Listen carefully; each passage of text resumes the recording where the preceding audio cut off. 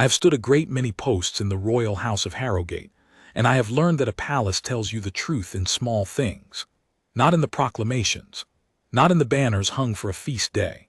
In the small things, a door left ajar that ought to be shut, a fire that ought to be burning and is not, a girl who ought to be warm and is shivering in a gallery where the wind comes in off the north lawns like a blade drawn slow. My name is Corporal Halden Verst, and for 11 winters I kept the watch at Eldermore. What I am about to set down did not happen to me. It happened to a man named Kestrel Arden, a guardsman under my hand, on the coldest afternoon of that particular year. I only saw the edges of it, the way you see the shape of a thing through frosted glass. But I have pieced the whole of it together since, from what Arden told me, from what the physician said, from what the king himself let slip on the one evening he ever spoke of it.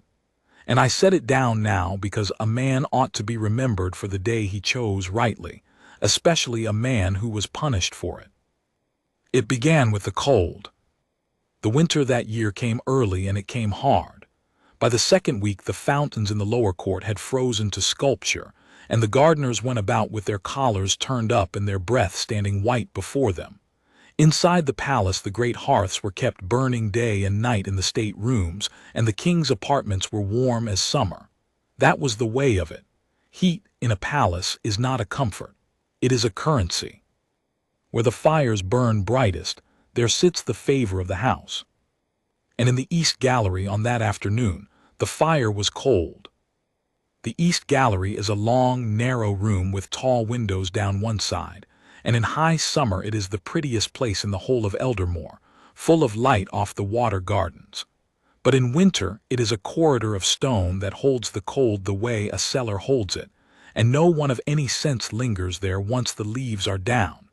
It is a place you pass through. It is not a place you sit. Princess Alara was sitting there. She was 17 that winter, the king's daughter by his first marriage, the daughter of the late Queen Isolde, who had died when Alara was a small girl and left her, people said, with her mother's gray eyes and her mother's stubborn gentleness, and none of her mother's strength of body. Alara had been unwell since the turn of the season.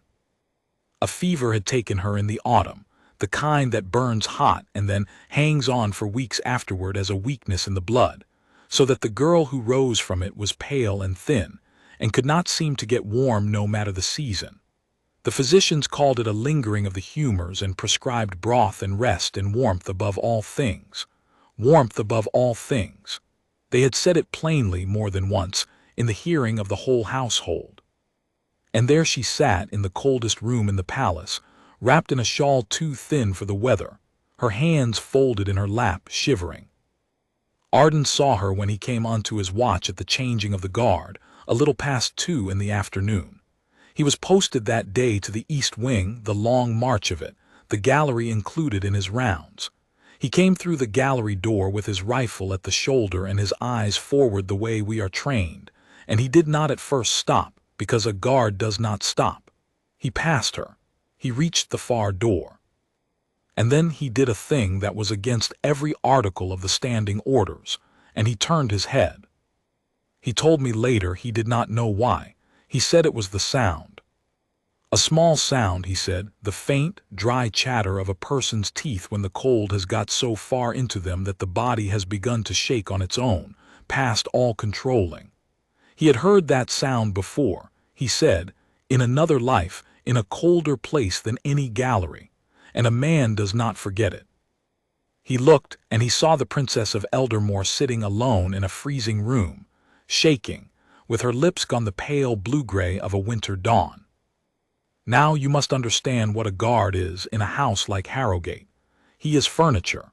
He is a fixture of the wall, a thing of red wool and brass and discipline, and his single duty is to stand and to keep his post and to see everything and do nothing unless the doing of something is his lawful order. He does not speak to the royal family. He does not approach them. He most certainly does not offer them comfort, or opinions, or the warmth of his own coat.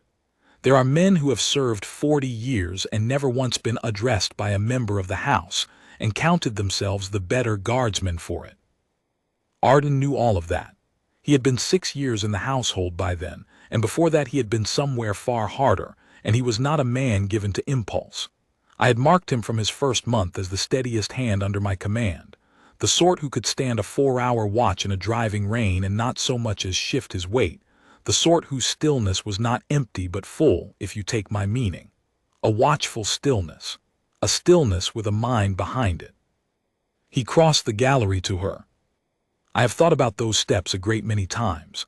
12 paces, perhaps 15, across a cold stone floor, and every one of them a small mutiny against the whole order of his life. He could have gone for a footman. He could have found a chamberlain. He could have done the correct thing, the safe thing, the thing that would have kept his own record clean, and sent word up the proper channels that the princess wanted a fire, and let the fire come in an hour or two, or not at all. That was what a wise man would have done. That was what the standing orders required. He did not do the wise thing.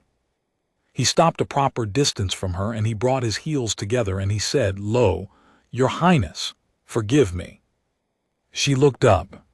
He said her eyes took a moment to find him, the way a person's eyes are slow when the cold has got into them. And then she said, and he never forgot it, "Oh, I'm sorry. Am I somewhere I shouldn't be?" She thought she was in trouble. That is the thing that undid him, he told me afterward, the thing that turned his choice from a maybe into a certainty.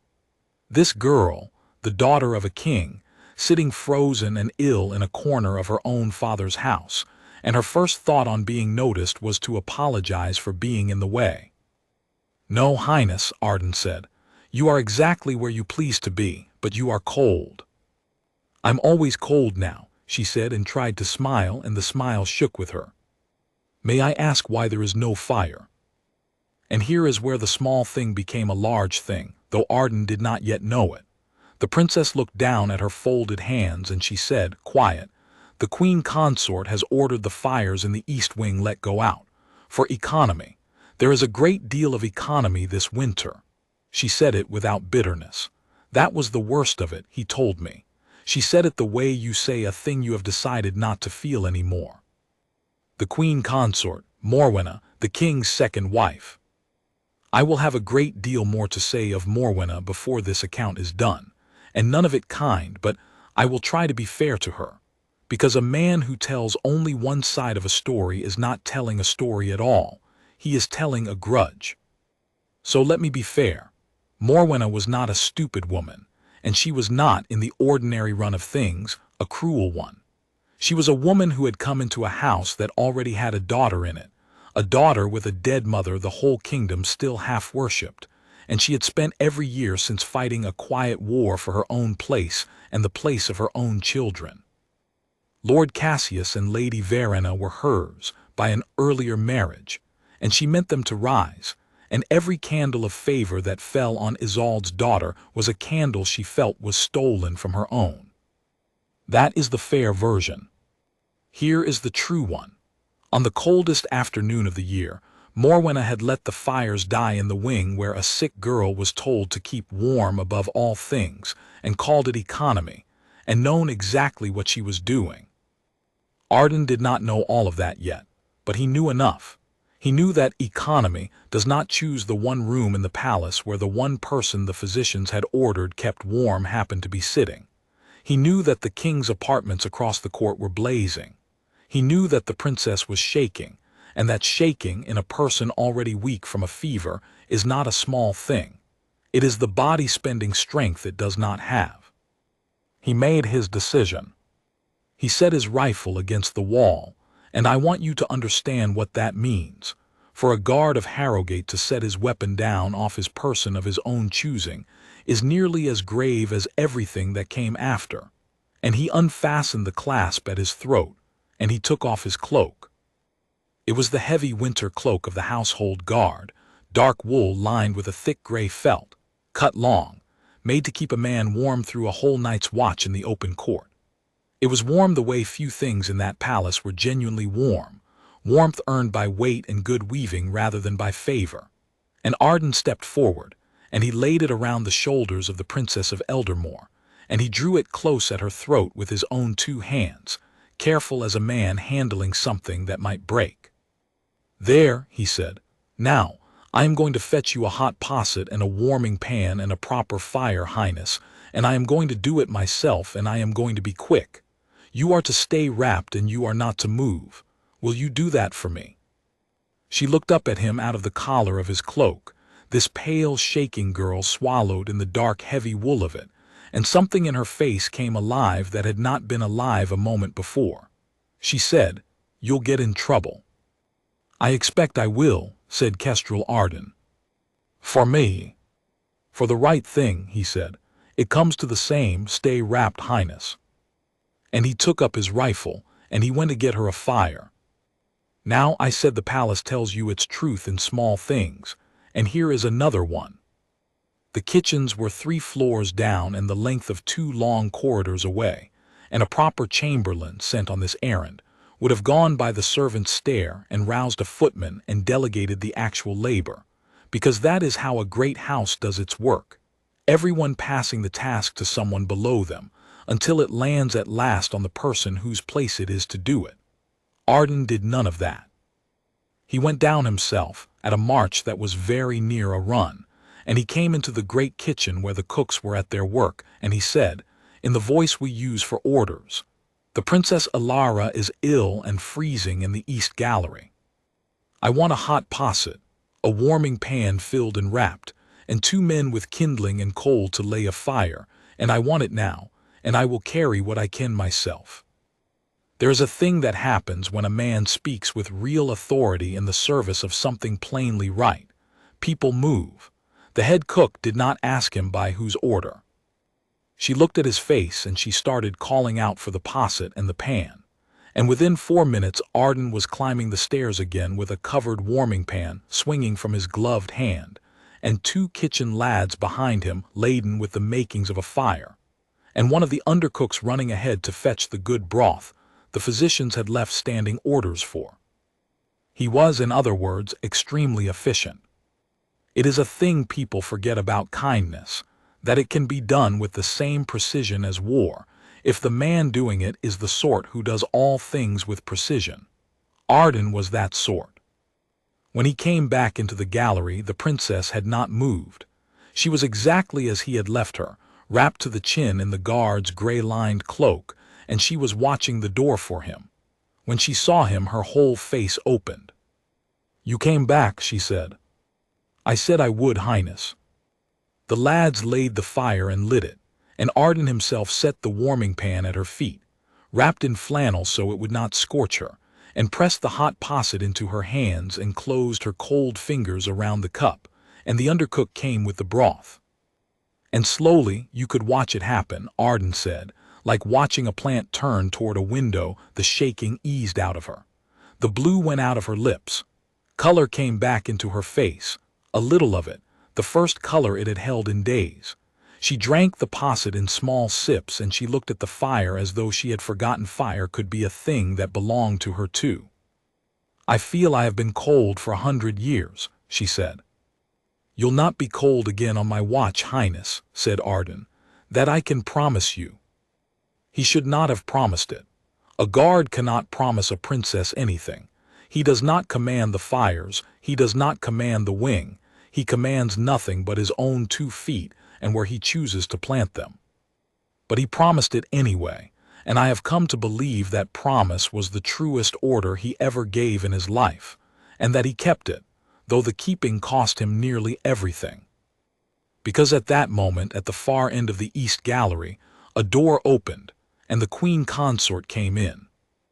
She had not come to the gallery by accident. I have since learned that a footman had run to her the moment Arden came down to the kitchens shouting for fire, and that Morwenna had walked the length of the palace to see for herself what liberty had been taken in a wing she had ordered dark.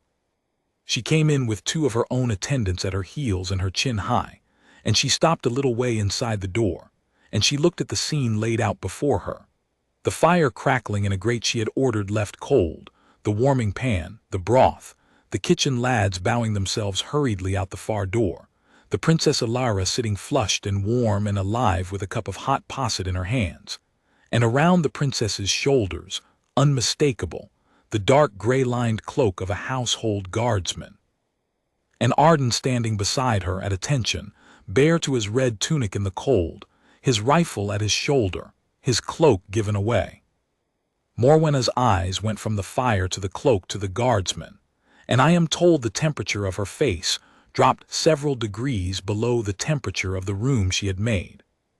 "What," she said, "is happening here?" It was not a question. She did not raise her voice.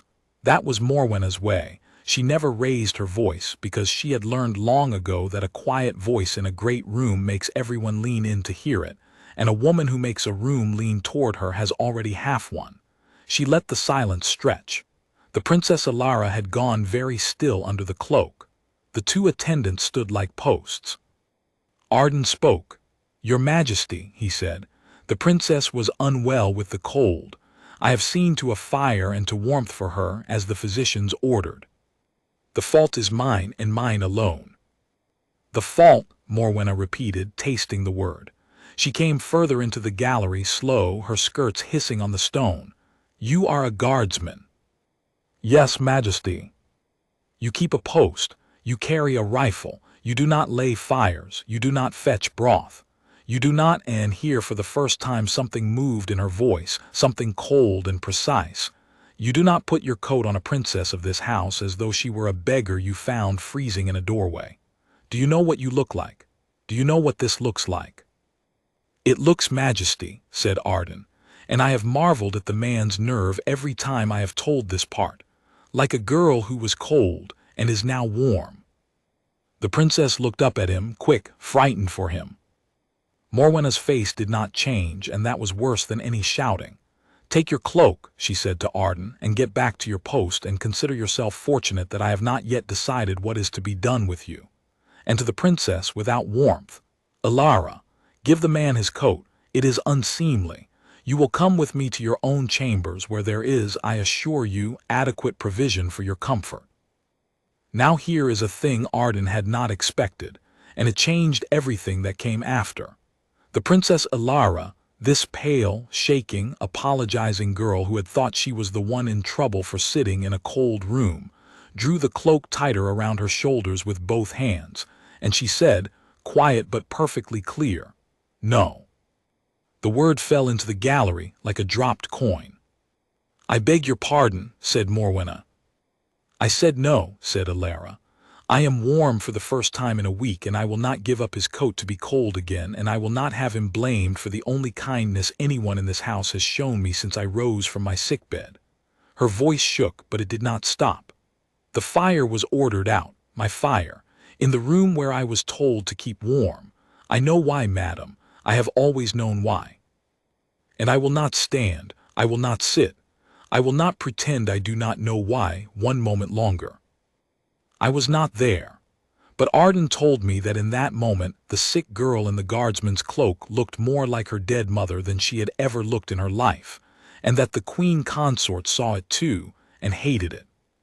"You are ill," Morwenna said very softly, "and you do not know what you are saying, and you will regret this when the fever has passed. Guardsman, your name?" "Kestrel Arden, Majesty, East Wing Watch under Corporal Verst." "Kestrel Arden." She said it the way a person files a thing away to be dealt with. "You will report to the master of the guard at the change of the watch. You will surrender your post in the meantime to whoever your corporal sees fit. And you will not," she said, turning to go, "come near my stepdaughter again."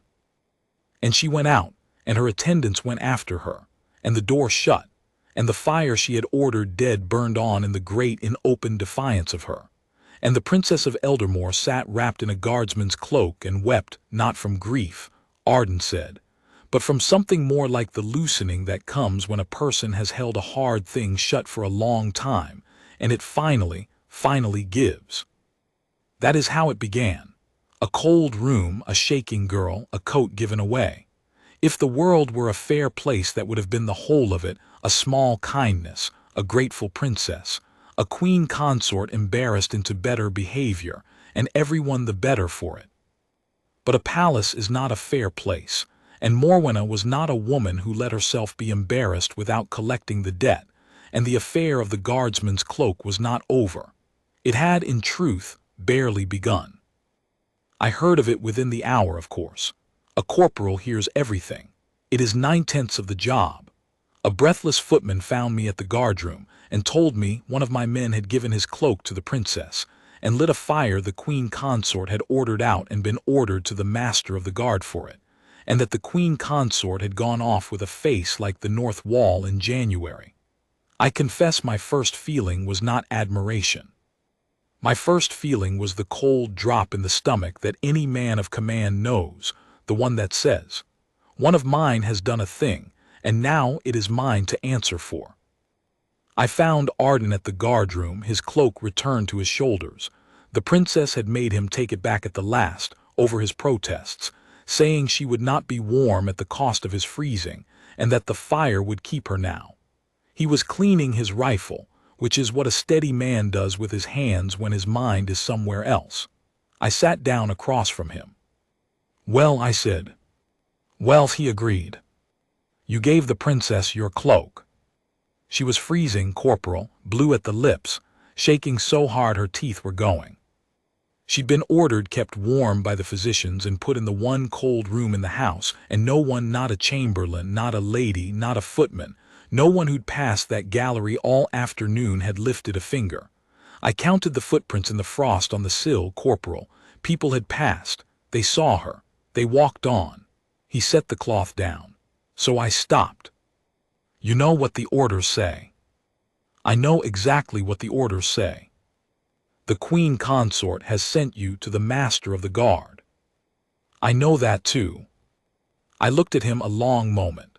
I have commanded men for a long time, and you learn to tell the ones who broke an order because they were weak from the ones who broke it because they were strong, and it is not always the answer you would expect. A weak man breaks an order to spare himself. A strong man breaks it to spare someone else and takes the cost onto himself with his eyes open.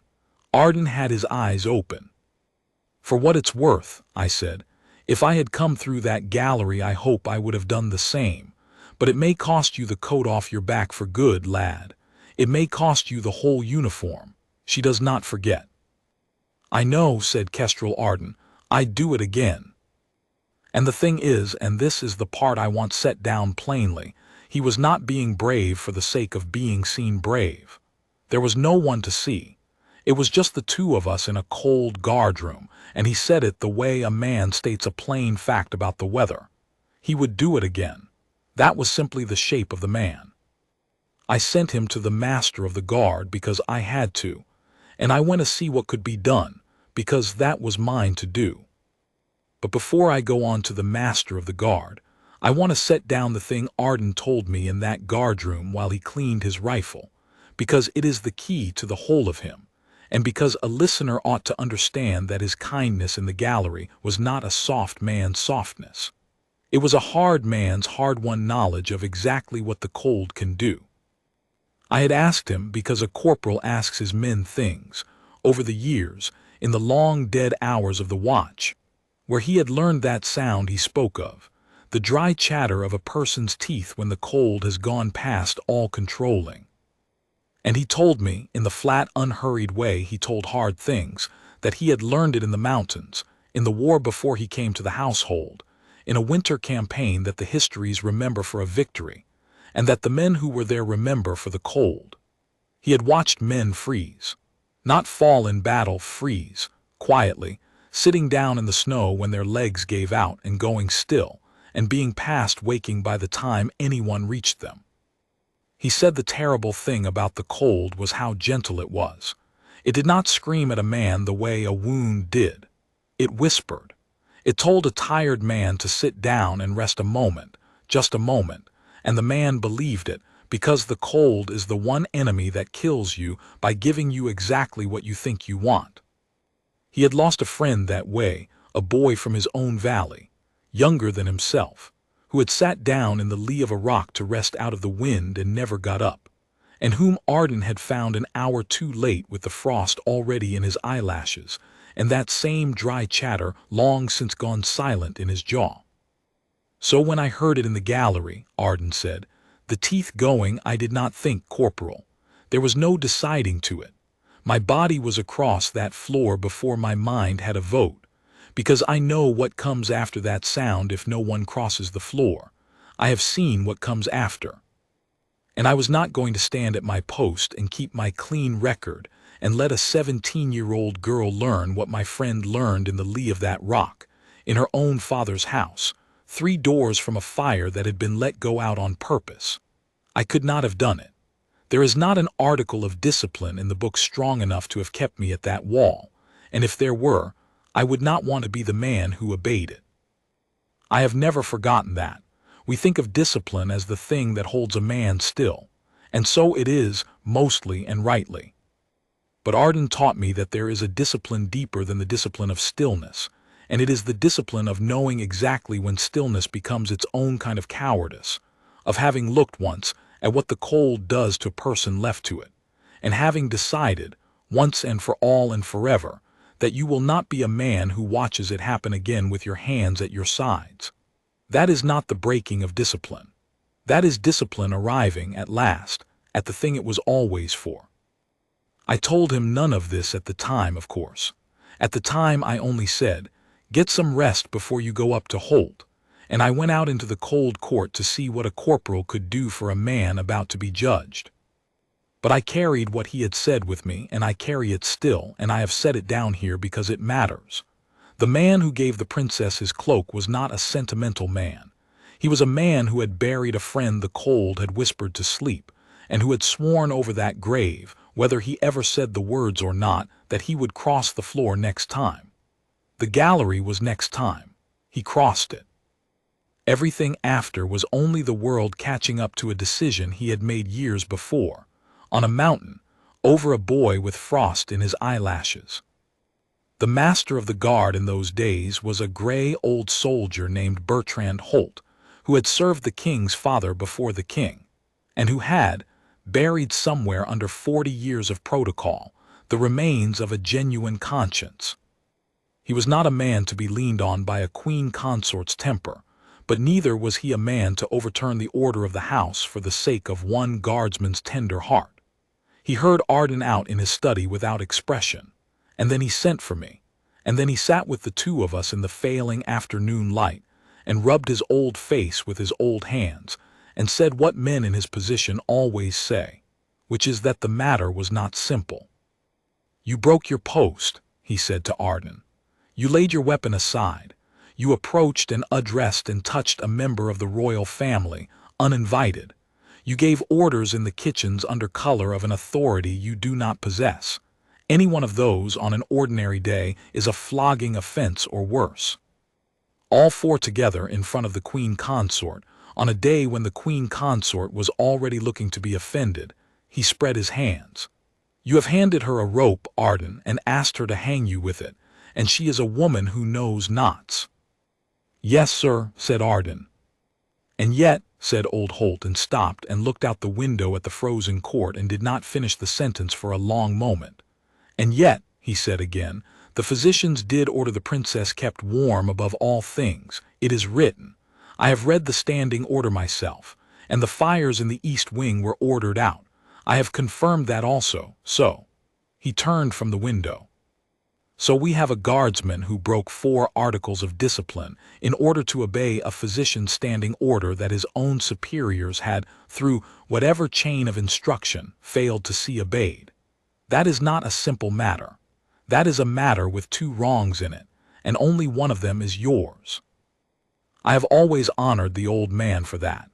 He could have crushed the thing flat to please the Queen Consort and saved himself trouble. He did not.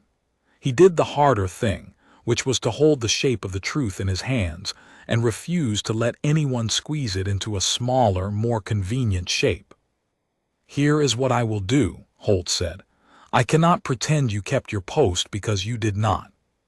So you are relieved of the East Wing watch, effective now, and confined to the barracks pending the king's pleasure, because a matter that touches the princess and the Queen Consort both is above my rank to settle, and it will go to His Majesty, and His Majesty will decide.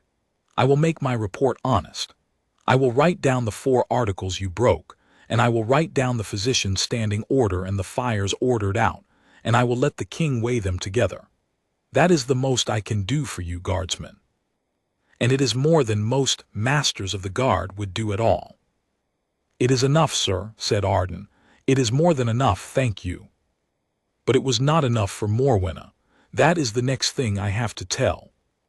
Because the report went up that evening, honest as old Holt had promised, with both wrongs written plain, and by the following morning the report had been answered, not by the king, but by the Queen Consort, who had gotten wind of what it contained and moved to make certain that, when the matter reached the king, it would reach him in her shape and not in the truths.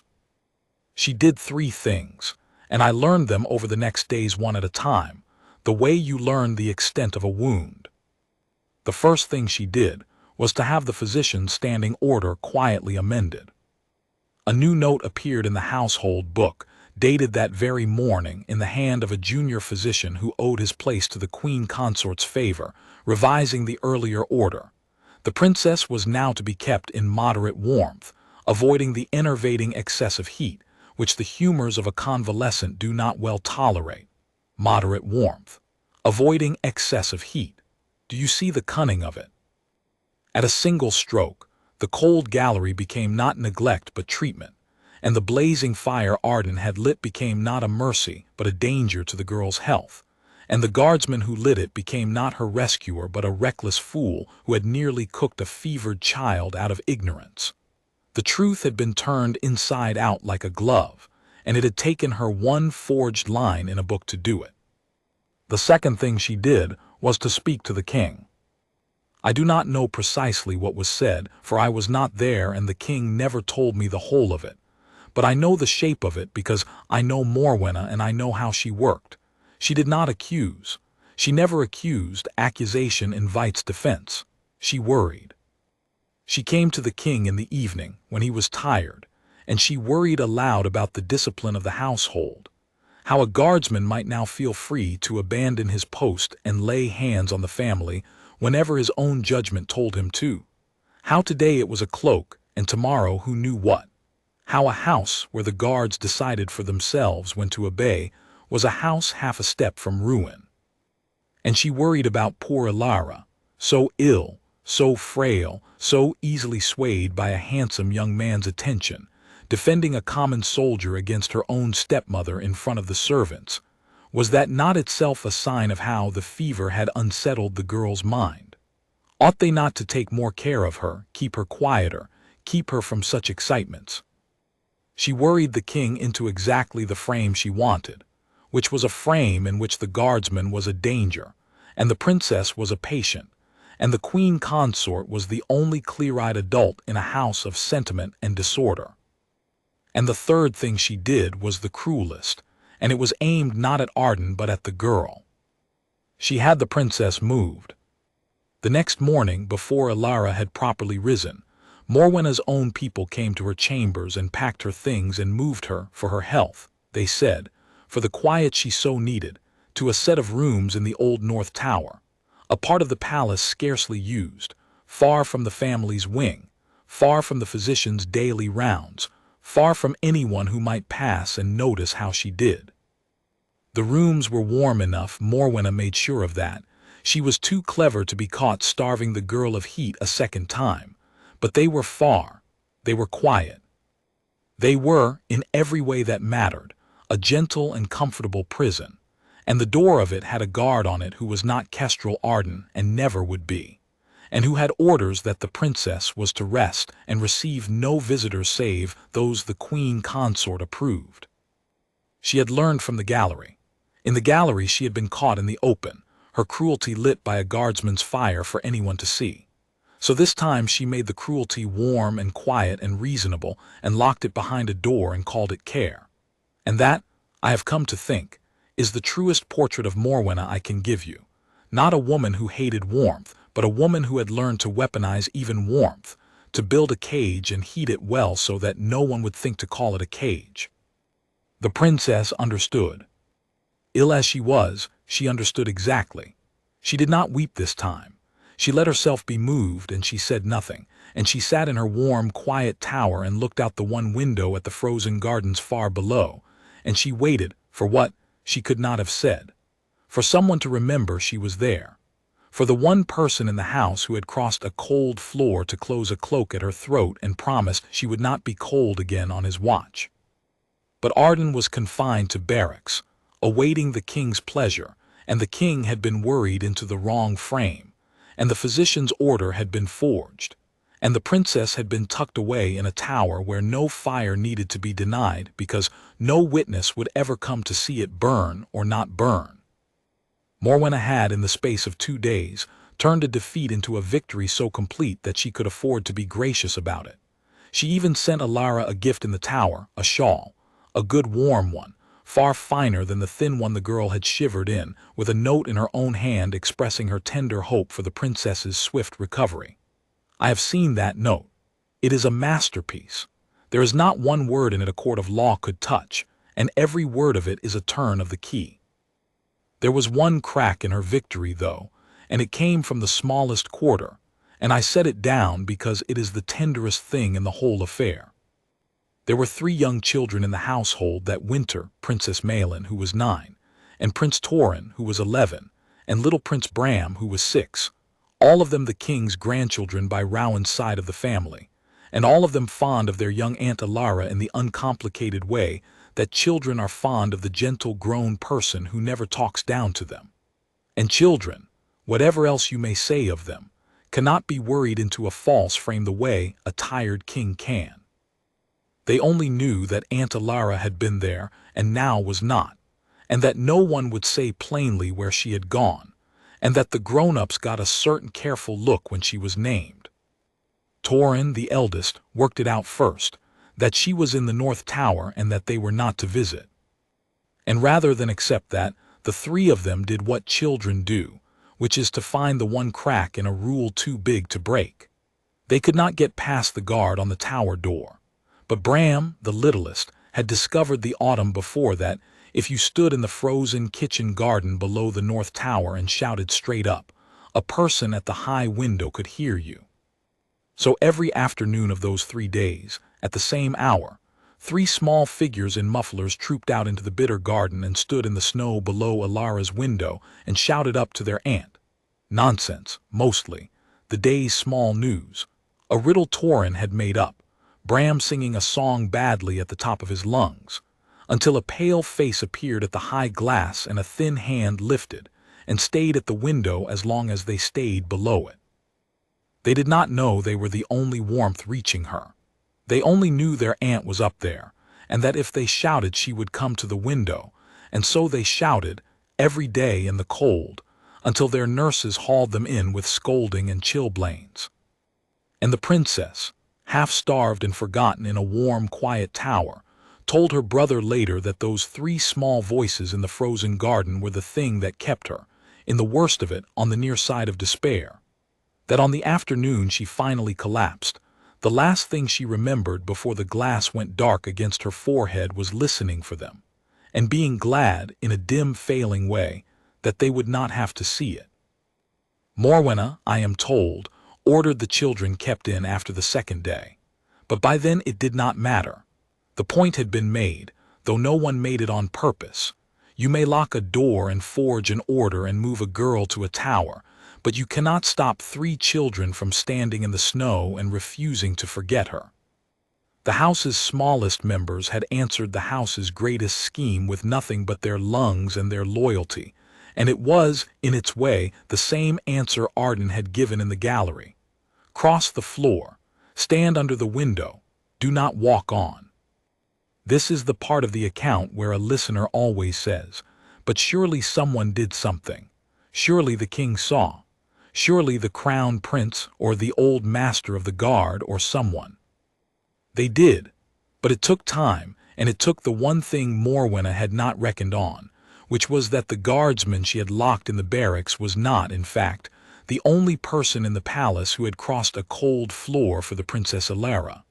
He was only the first. The second was the crown Prince Rowan, and he came into the matter by the plainest door of all. He went looking for his sister and could not find her. Rowan was the king's son by the late Queen Isolde, Alara's full brother, older than her by 4 years, and he had been away in the north on the king's business through the whole of the cold snap, inspecting the border garrisons, which is the sort of thing crown princes are sent to do when a house wishes to look busy and dutiful. He came back on the 3rd day, mud to the knee and half frozen himself, and the first thing he did, being a good brother, was to go to his sister's chambers to see how her convalescence went. And he found them empty, stripped, her things gone. A maid he did not recognize dusting a room that had the swept, disowned look of a room whose person has been removed from it. Rowan was not a man to be lied to comfortably. He was young and hot-tempered under a careful crust of manners, and he loved his sister with the fierce plain love of a boy who has watched a mother die and decided at 8 years old that he would not lose the one person the mother left him. He asked where the princess was. He was told she had been moved to the North Tower for her health. He asked who had ordered it. He was told the Queen Consort had, out of her tender concern. He asked why he had not been informed. He was not told anything, because there was no answer that would satisfy him and everyone knew it.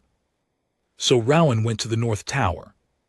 The guard on the door, a decent enough man named Ferris, who had drawn the post by rotation and had no love for the duty, did his duty, which was to tell the crown prince that the princess was resting and receiving no visitors save those the Queen Consort approved. "I am her brother," said Rowan. "I know, Highness, I am sorry. Those are my orders." "Whose orders?" "The Queen Consort's, Highness." Rowan looked at the closed door and at the guardsman, and he was, I am told, very quiet for a moment, which in a hot-tempered man is more dangerous than shouting. And then he said, "Ferris, look at me. Are you going to tell me that the heir to the throne of Eldermore cannot see his own sick sister in his own father's house, because the king's second wife has put a lock on the door?" "I am telling you, Highness," said Ferris miserably, "that those are my orders, and that I have a wife and 3 children, and that if you order me to stand aside, I will have to decide which of 2 people who can end me I fear more, and I would rather not have to decide it in this corridor." It was an honest answer, and Rowan, to his credit, heard the honesty in it. He did not order Ferris aside. Instead, he did something cleverer and kinder. He said, "Then I do not order you aside. I ask you only this, is my sister well?" And Ferris, who could obey the letter of his orders while a princess wasted behind a door and still call himself a decent man, found that he could not, when asked straight, lie about her health. He looked down. He said low, "No, Highness, she is not well. She does not eat what they bring. She sits at the window. The maid says she has not spoken above 3 words in 2 days. I do not—" He stopped. "I do not think this quiet is doing her the good they say it is." That was all Rowan needed. He did not force the door. He went instead, straight and fast, to the one authority in the palace that outranked even the Queen Consort's schemes. He went to their father. But the king was not to be found. This is the false dawn of the whole affair, and I set it down honestly, because the truth of any hard story is that the rescue is never as quick as the wrong. The king had ridden out that morning to the winter hunt with a party of visiting lords, Lord Cassius among them, Morwenna's son, which was no accident, and he was not expected back before dark, and the message that his son wished urgently to see him sank into the great slow bog of a royal household's messages and did not reach him. Rowan spent the whole short cold afternoon trying to reach his father and failing, and every hour that passed was an hour his sister sat at a tower window not eating, and every hour Morwenna's version of events settled a little deeper into the household as the accepted truth. The guardsman was reckless, the princess was delicate and overwrought, the Queen Consort was managing a difficult situation with great patience. By the time the light began to fail, that story had become simply the way things were, the way a lie becomes furniture if you leave it in a room long enough. It was in that failing light that Rowan, casting about for anyone who could tell him what had actually happened before the household's version had set like plaster, came at last to the barracks, and to the confined guardsman whose name he had heard spoken 3 or 4 times that day, always in the same disapproving tone, the man who gave the princess his cloak. Rowan wanted to hear from the one person who had been there, and had no reason to shade the truth Morwenna's way. And so the crown prince of Eldermore came, unannounced, into the guardroom where Kestrel Arden sat out his confinement, and the two of them spoke, and that conversation is the hinge on which everything after it turned. I was present for it. I will set it down as near to word for word as memory allows. Rowan came in still in his riding clothes, travel-stained, his face tight. Arden rose and came to attention, as a guardsman does before the heir. "You are Arden," said Rowan, "the one who gave my sister his cloak." "Yes, Highness." "Tell me what happened, all of it, plainly. I have had 3 versions today, and not one of them from a person who was in the room, and I am done with versions." So Arden told him. He told it the way he had told me, without softening his own part and without hardening anyone else's. The cold gallery, the shaking, the blue lips, the physician's order to keep her warm, the fires ordered out for economy, the footprints in the frost of people who had passed and not stopped. The cloak, the fire, the posset. The princess saying she had been cold for 100 years. And then the Queen Consort in the doorway, and the girl's own quiet, astonishing no. And the words the princess had spoken, "I know why, madam. I have always known why," and the confinement and the report. Rowan listened without moving. When Arden finished, the crown prince was silent for a long moment, and then he said in a voice gone strange, "She said that." Ilara said, "I have always known why." "She did, Highness." To the Queen Consort's face. "Yes, Highness. She would not give me back the cloak. She said she would not be warm at the cost of my freezing. She was—" Arden hesitated and then said it anyway. "She was the bravest person in that room, Highness, and she was the sickest, and she was 17. It was not right what was done to her. It is not right what is being done to her now." I saw something happen in Rowan's face then that I have thought about often. It was not anger, though there was anger under it.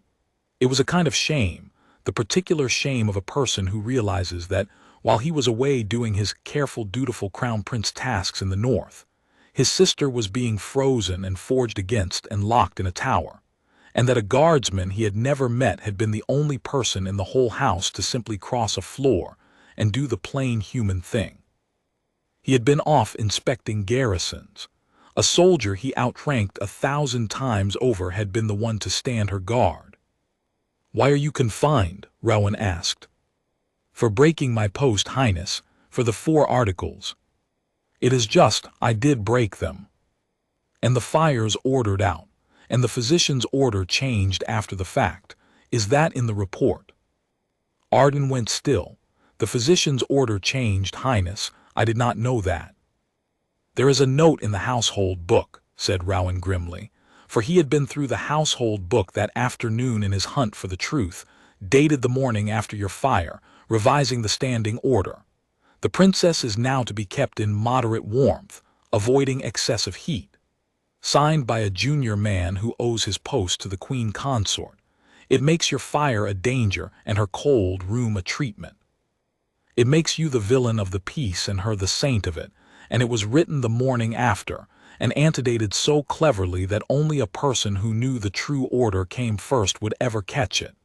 He laughed, short and without humor. "She thinks of everything, my stepmother.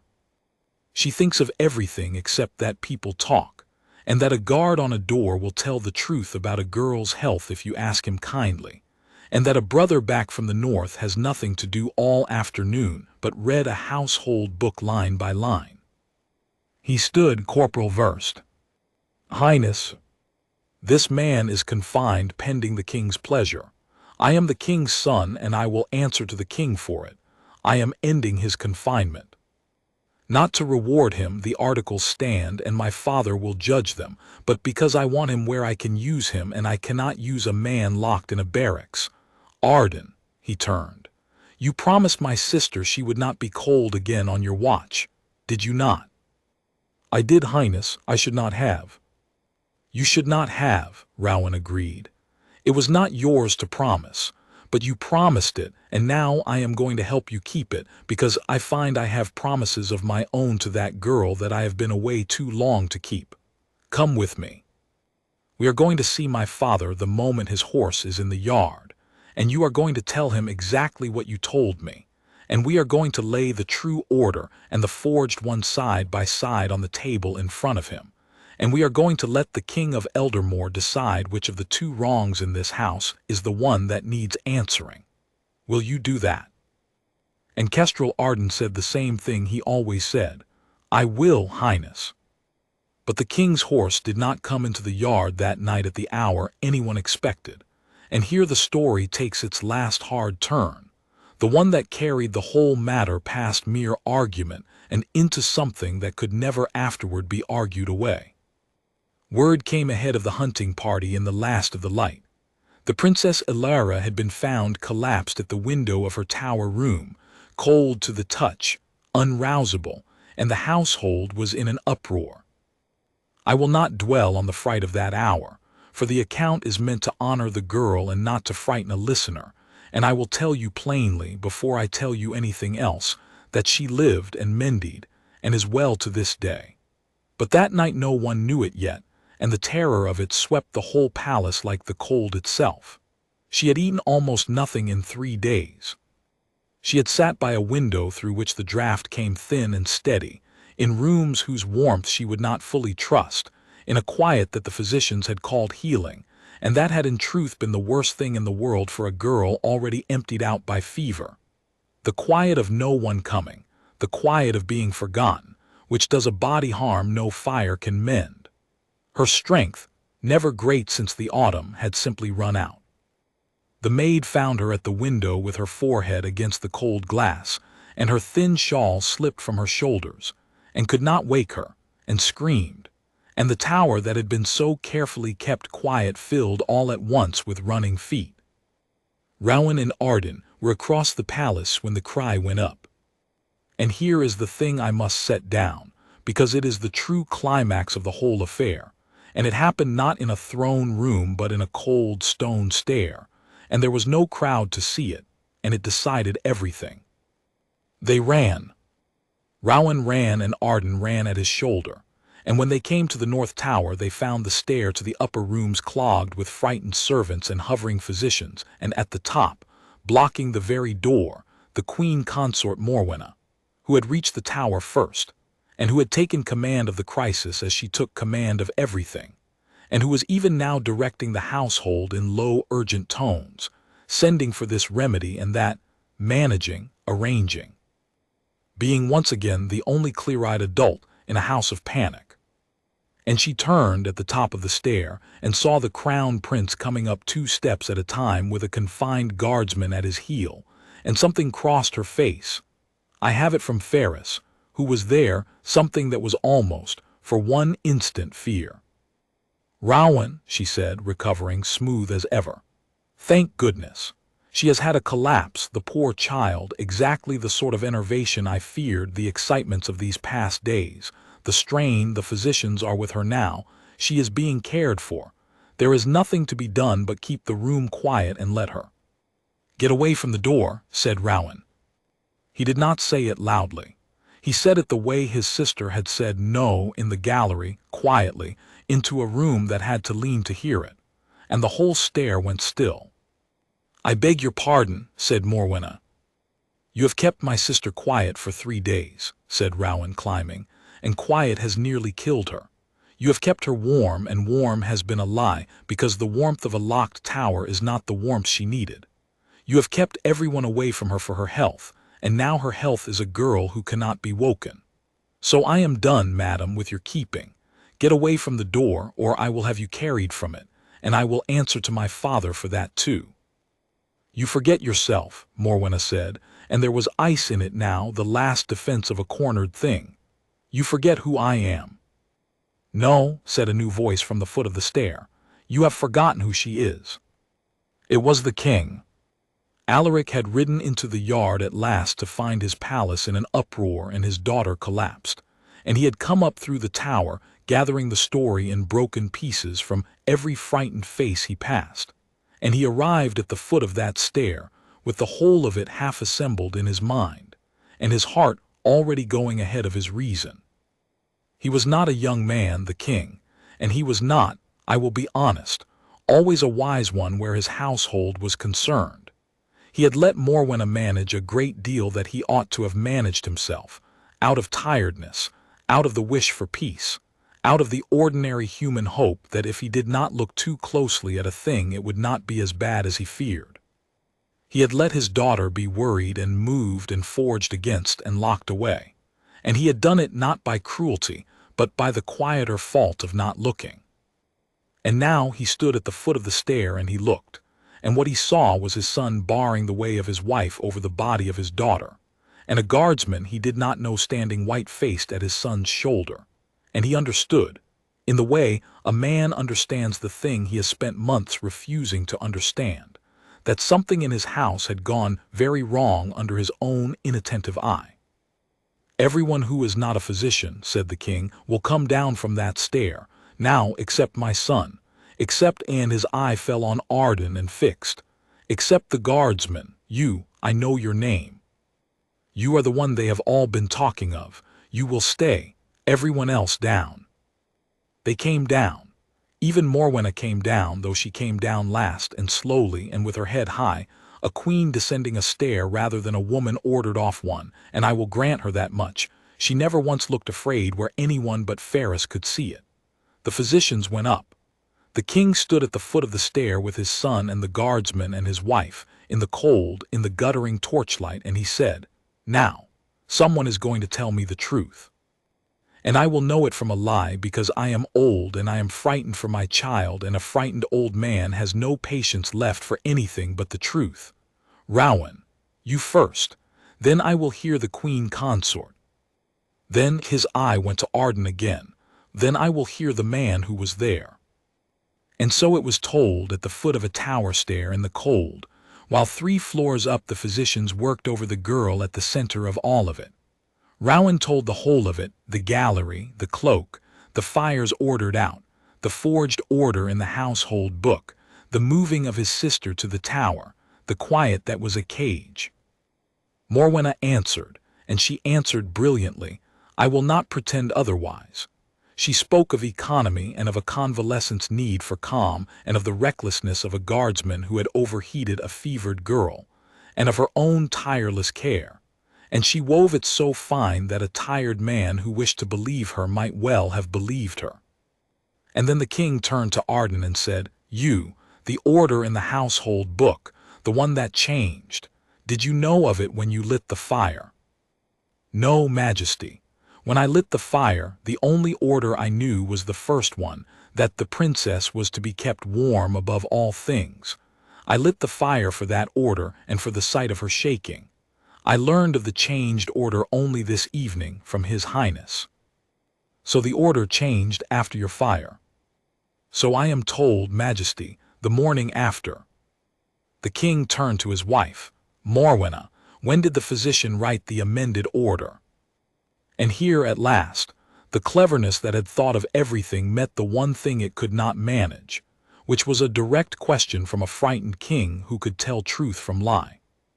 Because Morwenna could not say the morning after, without confirming the whole shape of the thing, and she could not say before, without being caught the moment the king sent for the book and read the date with his own eyes, which he plainly would. She hesitated. It was the smallest hesitation, a half-breath, but the king saw it, and I have come to believe that half-breath cost her more than any speech could have, because a woman who has an answer ready for everything does not hesitate, and the king had lived with her long enough to know it. "The date," said the king very quietly, "is in the book. I have only to send for it. So I ask you again, and I ask you to think before you answer, because your answer and the book's date are about to be laid side by side, and if they do not match I will know everything I need to know. When was the order changed?" Morwenna lifted her chin, and to her credit or to her calculation, I have never been sure which, she did not lie into a question she could not win. She said, "The morning after, for the child's health." "For her health," said the king. "Yes." "The health of the girl who is being carried down the stair on a board, unwoken." And Morwenna had no answer to that, because there is no answer to that, because the outcome had at last outrun the argument, and a girl too weak to wake is not a proof that can be forged in a book or worried away in a bedchamber. The king looked at her a long moment, and something went out of his face that I do not think ever fully came back into it, some last remnant of the ease with which he had let her manage his house. Then the physicians came down the stair, and the eldest of them, old Master Corbin, who had tended the family since Rowan was in swaddling and owed his place to no one's favor but his own long skill, stopped before the king and gave his report in the plain, flat voice of a man who has learned to say hard things gently. The princess had roused. She was very weak, and she had been let get very low, lower than she should ever have been let get, and it would be some days before they could be easy about her. But she had taken warm broth, and she had known her own name, and she had asked. Master Corbin looked, for the first time, faintly puzzled. She had asked for the guardsman with the cloak. She asked, the king repeated, for the guardsman. She did, Majesty. She said, "Forgive me, I only report it," she said. "Is he in trouble? Tell them it was my fault. Tell them he only did what my mother would have done." There was a silence at the foot of the stair, and into that silence the King of Eldermore put his hand over his eyes, an old man's hand over an old man's face, and stood so for a moment while his household looked away to spare him, and when he took the hand down again he was, I think, done with a great many things he had spent years not being done with. "Master Corbin," he said, "you will move the princess back to her own chambers in the family wing this very night, gently, however you judge best. You will keep the fires in those rooms burning as high as she likes them, and hang the cost, and if any note appears in any book instructing otherwise you will bring it to me and to no one else. She is to have whatever warmth, whatever food, whatever company she wishes. Her brother is to come and go as he pleases. Do you understand me?" "Perfectly, Majesty." "Good, go up, see it done." The physicians went up, and the king turned, last of all, to the guardsman standing white and silent at his son's shoulder through the whole of it, and he looked at him for a long moment, and he said, "Kestrel Arden." "Majesty." "You broke 4 articles of your discipline in that gallery. The master of the guard has written them all down, and they are all true, and I have read them. You left your post. You laid down your weapon. You approached and touched a member of my family unbidden. You gave orders in my kitchens under an authority you do not hold." The king paused. "Is that a fair account?" "It is entirely fair, Majesty," said Arden. "I did all 4. I will take whatever comes of it." "Yes," said the king, "you will, and here is what comes of it." He let the whole cold stare wait a moment. "You are dismissed from the East Wing watch, for you cannot, in fairness, keep a post you so thoroughly abandoned, and the order of the house cannot pretend you did not. That much I owe to discipline, and discipline is not nothing. It is the thing that keeps a house standing, and I will not tear it down even for a good man's good deed. So the East Wing watch is finished for you." Arden stood very still. "You will instead," the king went on, "keep a new post which I am creating tonight, and which did not exist until this hour, and which I find my house has needed for a long time without my having the wit to see it. You will be guard of the Princess Alara's person, her own man, answerable to her and to the crown prince and to me, and to no one else in this house. No one. Do you take my meaning, guardsman? There is a person in this palace whose orders concerning my daughter's comfort you will never again be required to obey, and you will know her when you see her, and your standing order, the only one I give you, is this: that girl is never to be cold or hungry or forgotten or afraid on your watch for as long as you keep it. You promised her as much yourself, I am told, without the right to promise it. I am giving you the right. Keep the promise. I have stood a great many posts, as I said at the start, and I have heard a great many orders given, and I have never in my life heard one I would rather have received." Arden could not speak for a moment. Then he brought his heels together and he brought his hand up in the salute and he said, "Majesty, I will keep it to the last hour of my service, I swear it." "I know you will," said the king. "You have already shown me. Go up and let her see you so she may stop asking and then let her sleep." And he turned away and put his hand for a moment on his son's shoulder, and the two of them went up the stair together toward the girl, father and brother, 4 days too late and not, in the end, too late at all. As for the Queen Consort, I said at the beginning that this was, among other things, the account of a woman left fuming, and I have kept you waiting a long time for it, so let me pay the debt. Morwenna was not carried from the stair. She was not shouted at or disgraced before the household or sent away that night. The king was too old and too tired and too married for the grand gestures a storyteller might wish for. What happened to Morwenna was smaller and, I think, worse. She stood at the foot of that stair and watched her husband create, out of nothing, a post whose whole purpose was to place her stepdaughter forever beyond her reach. Watched him hand it to the very guardsman she had confined. Watched him say, in front of the household she had spent years mastering, that there was a person in the palace whose orders concerning the princess were never again to be obeyed, and everyone within earshot knew, without his naming her, exactly who that person was. She had walked the length of the palace 3 days before to catch a guardsman in a small liberty, and she stood now while that guardsman was raised over her head in the one matter she most wished to control, and she could not say one word against it, because to defend herself was to confirm herself. And the outcome, the girl on the board, the girl too weak to wake, had put her past the reach of any defense. She did not fume where the king could see it. She was far too clever for that. She said, "Of course, my lord. Whatever is best for dear Alara," in a voice like a still pond, and she inclined her head, and she withdrew with her attendants and her perfect composure intact. But Ferris, who watched her go, told me that at the turn of the corridor, where she thought no eye was on her, the Queen Consort of Eldermore stopped for the space of 3 heartbeats and stood rigid, her hands closed white at her sides, and looked back once at the lit stair up which the king and his son and the guardsman had gone to her stepdaughter, and that her face in that moment was the coldest thing in a very cold palace, colder than the frozen fountains, colder than the gallery she had darkened. She was fuming all right. She was fuming the way ice fumes in a still white smoke that makes no sound, but she was beaten and she knew it, and the knowing was the fire she had to sit in now, warmed by nothing. The Princess Alara mended. It was slow, as Master Corbin had warned, and there were a few more anxious days, but the fires in her own chambers burned high all that winter, and her brother sat with her through the worst of the evenings, and her father came to her every morning before his council as he had not done since she was small, and by the first thaw she was walking in the water gardens on Rowan's arm, thin still but no longer blue, laughing at things, warm.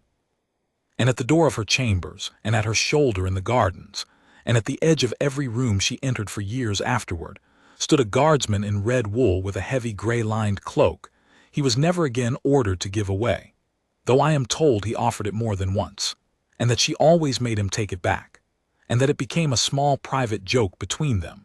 The cloak, offered and refused, the whole of their strange kind loyalty folded up in that one worn garment. Kestrel Arden kept his post to the last hour of his service, exactly as he swore. He was never a great man in the way the histories mean. He commanded no armies and won no battles, and his name is in no chronicle that I know of. He was a guardsman who crossed a cold floor once when everyone else walked on, and then kept crossing it every day for the rest of his years, which is a harder and a rarer thing than the one grand gesture, and less remembered and worth more. I set this down, as I said, because a man ought to be remembered for the day he chose rightly. But I find, coming to the end of it, that I have set down something a little larger than one man's choice. I have set down the plain truth that a palace tells you about itself in small things, a fire ordered out, a coat given away, a door held or a door broken, a girl who thinks she is the one in the wrong for being cold in her own home. The great ones of the house wield economy and protocol and the amending of orders in books, and think themselves the powers in the place. But the real power, on the coldest afternoon of that particular year, turned out to be the plainest thing there is. One man deciding that a shivering girl was more important than his own clean record, and acting on it and taking the cost. Warmth in a palace is a currency, I said at the start. I was wrong, or only half right. Warmth given for favor is a currency. Warmth given for nothing, given to a stranger, given at a cost, given by a man who expects to be punished for it and gives it anyway, is not currency at all. It is the other thing, the older thing, the thing the whole house had forgotten it was cold for want of, until a guardsman remembered it in a freezing gallery and laid it around a girl's shoulders with his own 2 hands. She was cold, and then she was warm. In the end, there is nothing more to the story than that, and nothing larger. Kestrel Arden made a princess warm on the coldest day of the year, and kept her warm for the rest of his life, and the Queen Consort who had made her cold was left to sit in the still white smoke of her own defeat, warmed by nothing, fuming at the plain, unbeatable fact of a kindness she could neither forge nor lock away. That is the whole of it. I have kept the watch a long time, and of all the things I saw in those 11 winters, that is the one I would keep if I could keep only one, the man who did not walk on. Corporal Halden Verst, who was there for the edges of it, sets it down true.